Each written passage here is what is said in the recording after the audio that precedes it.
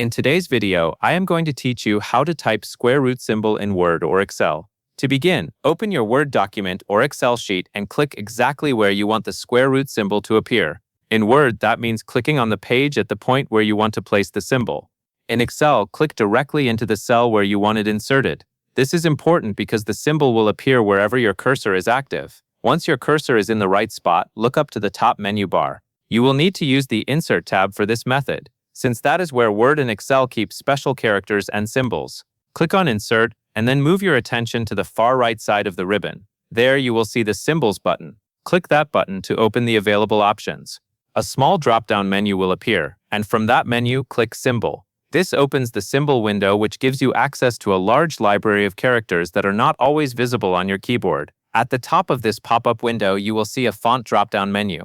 Click it, and choose normal text from the list.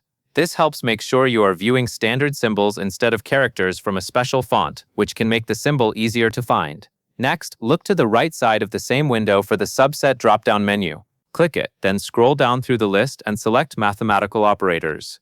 This section contains many common math-related symbols, including the square root sign. Now look through the grid of symbols until you find the square root symbol, which looks like this. Click on it once to select it. After that, click the Insert button at the bottom of the window.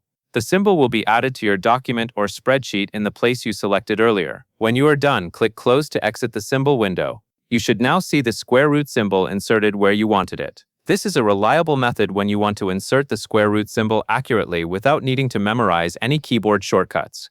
It is especially useful if you only need the symbol occasionally and want a simple visual way to find it. That covers everything you need to know.